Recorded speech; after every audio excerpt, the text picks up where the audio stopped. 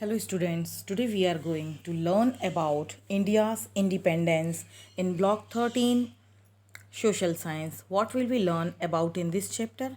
Our first point is revolutionary freedom fighters and second point is Indian National Army.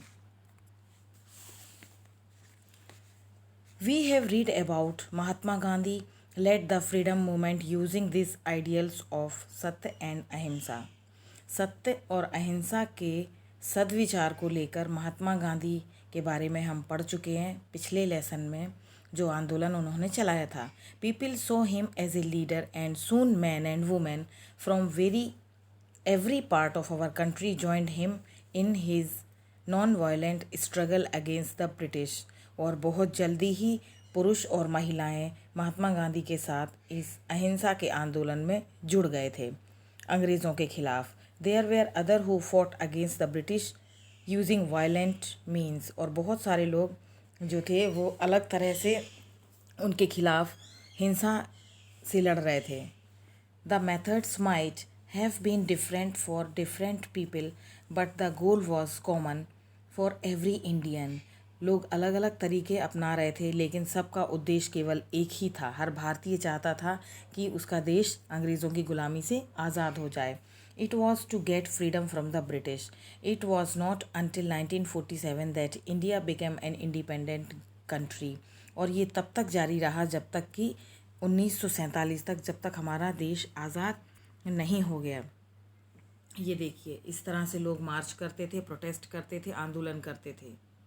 Revolutionary freedom fighter, क्रांतिकारी आज़ादी के लिए जो लड़ाई लड़ी उन्होंने, उनके बारे में. While Mahatma Gandhi and the Indian National Congress were leading the freedom movement, there were other who use arms and bombs to fight against the British.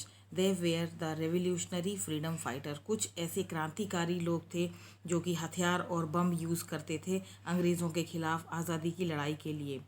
Bhagat Singh was born in Punjab in 1907. When he saw Lala Lajpat Rai die at the hand of British, he was very upset. He wanted to shoot the British police officers who killed Lala Lajpat Rai, but he accidentally killed another officer instead. He raised the slogan Inqilab Zindabad, long live revolutionary. अब भगत सिंह जो है, उनका जन्म पंजाब में हुआ 1907 में. जब उन्होंने देखा कि लाला लाजपत राय को अंग्रेज़ों ने मार दिया है तो वो बहुत अपसेट हो गए और वो चाहते थे कि वो अंग्रेज़ों के जो पुलिस ऑफिसर्स जिन्होंने लाला लाजपत राय को मारा है वो उनको मार दें. लेकिन दुर्घटनावश उन्होंने किसी दूसरे ऑफिसर को मार दिया था और उन्होंने एक नारा दिया था, वो था इनकलाब जिंदाबाद. Later on Bhagat Singh along with the two other revolutionary Sukhdev and Rajguru threw a bomb at the British office building. Although no one was injured, the three of them were hanged by the British. What did they had done? आखिरकार उन्होंने अपने दो दोस्तों के साथ मिलकर, सुखदेव और राजगुरु के साथ मिलकर, एक अंग्रेज़ों की इमारत थी जिसमें उनका ऑफिस बना हुआ था, उस पर बम फेंका. वहाँ पर कोई जान माल की हानि नहीं हुई है, कोई वहाँ पे मरा नहीं, लेकिन लास्ट में वो पकड़े गए और अंग्रेज़ों ने उन्हें मृत्यु दंड दिया, फांसी की सजा दी जो उन्होंने किया था उसके लिए. Chandrashekhar Azad. Chandrasekhar Azad was born in a village, Madhya Pradesh in 1906. In 1925, he, along with some other, planned to rob a train that carried money belonging to the British government. Azad managed to escape after the robbery. In 1931, the police tried to shoot Azad in Allahabad, but instead Azad killed 3 police officers. He shot himself dead after that because he did not want to caught alive. Chandrashekhar Azad का जन्म मध्य प्रदेश में हुआ था 1906 में. 1925 में वो कुछ अपने और लोगों के साथ उन्होंने एक प्लान बनाया कि वो एक ट्रेन को लूटेंगे जिसमें कि अंग्रेज़ों का पैसा और हथियार जा रहे थे. आज़ाद ने वहाँ से बचने का प्लान बना लिया था, लेकिन 1931 में पुलिस ने उनको पकड़ लिया इलाहाबाद में, उनको मारना चाहा, लेकिन आज़ाद को मारने के बदले उनके 3 पुलिस ऑफिसर्स मर गए थे. इसलिए लास्ट में आज़ाद जब पकड़े गए तो उन्होंने अपने आप वो पुलिस से पकड़ा नहीं जाना चाहते थे, इसलिए उन्होंने अपने आप को गोली मार ली थी। He is Chandrashekhar Azad.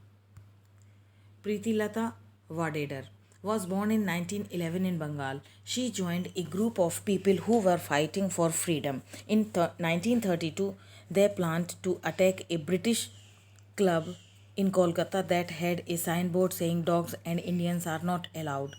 Preeti Lata dressed as a man and led her team to burn down the club.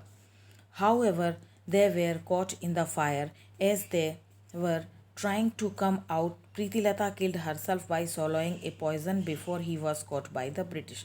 प्रीति लता वाडेडर जी थी, वो 1911 में उनका जन्म हुआ था बंगाल में। उन्होंने अपने दोस्तों के साथ एक ग्रुप ज्वाइन किया। 1932 में उन्होंने एक प्लान बनाया। एक ब्रिटिश क्लब था कलकत्ता में, उसके ऊपर एक साइन बोर्ड लगा था कि भारतीय और कुत्तों को अंदर आने की इजाज़त नहीं है। तो प्रीति बाला ने पुरुष का रूप धारण किया। उन्होंने पुरुष के जैसे कपड़े पहने और एक टीम बनाई। उसके साथ उन्होंने उस क्लब को जलाने की तैयारी की। जब उन्होंने उसको जलाया तो बहुत सारे लोग उसमें जले भी और कुछ लोग बच के भी निकले, लेकिन प्रीति बाला वहाँ पे नहीं बच पाई और वो अंग्रेज़ों के साथ ना पकड़ी जाएं, इसलिए उन्होंने खुद ही जहर खा लिया था। ये है प्रीति लता Waddedar. Khudiram Bose was born in 1889 in village near Kolkata. He was only 13-year-old when he started fighting against the British. Khudiram and some other were asked to kill a British officer in Kolkata. They accidentally killed two English ladies, though they managed to escape that. At that time, Khudiram was later caught and hanged. Khudiram Bose जो है 1889 में एक कलकत्ता के गांव में उनका जन्म हुआ। जब वो 13 साल के थे तभी उन्होंने अंग्रेज़ों के खिलाफ आज़ादी की लड़ाई में हिस्सा लेना शुरू कर दिया था। खुदीराम और उनके कुछ दोस्तों ने ब्रिटिश ऑफिसर्स को मारने की साजिश की और फिर उसके बाद धोखे से उनसे 2 अंग्रेज़ महिलाओं का कत्ल हो गया था। उन्होंने धोखे से मार दिया था उनको। तब उन्होंने बचने की बहुत कोशिश की, लेकिन वो बच नहीं पाए और लास्ट में अंग्रेज़ों के द्वारा पकड़े गए और उनको मृत्युदंड दे दिया गया। ये है Khudiram Bose. Indian national army. Indian national army founded by Subhash Chandra Bose was another organization that fought for Indians' freedom. Bose believed that the British could not be defeated by non-violent methods.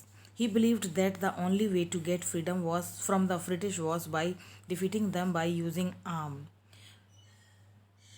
Subhash Chandra Bose ने एक ऐसा ऑर्गेनाइजेशन बनाया जो भारत को आज़ादी दिलाने के लिए लड़ाई कर रहा था। वो ये सोचते थे कि हमें आज़ादी अहिंसा के तरीके से नहीं मिलेगी, हमें हिंसा करनी ही पड़ेगी, और वो ये चाहते थे कि हम भी अंग्रेज़ों को हराएंगे जब हम हथियार उपयोग करेंगे।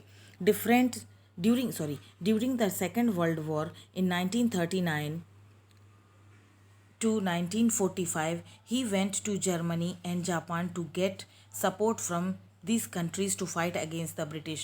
With the help of the Japanese, he formed an Indian National Army (INA) or the Azad Hind Fauj. He fought against the British in Manipur and Burma. His slogan, "Give me blood, I will give you freedom," urged Indians to join him. उन्होंने second world war के time वो Germany चले गए ताकि वो Japan और Burma जैसी countries से कुछ मदद ले पाएँ अंग्रेज़ों के ख़िलाफ़। तब उन्होंने वहाँ जापान के लोगों के साथ मिलकर एक इंडियन नेशनल आर्मी बनाई, और उसको आज़ाद हिंद फ़ौज भी बोलते हैं, या आज़ाद हिंद फ़ौज एक बनाई। उन्होंने अंग्रेज़ों के ख़िलाफ़ लड़ाई की मणिपुर और बर्मा में। उनका स्लोगन था कि तुम मुझे खून दो, मैं तुम्हें आज़ादी दूंगा। ये स्लोगन सुन के बहुत सारे लोगों ने उनकी आर्मी को, उनकी सेना को ज्वाइन किया, उसमें शामिल हुए और अंग्रेज़ों के ख़िलाफ़ अपनी आज़ादी के लिए लड़ाई लड़ी।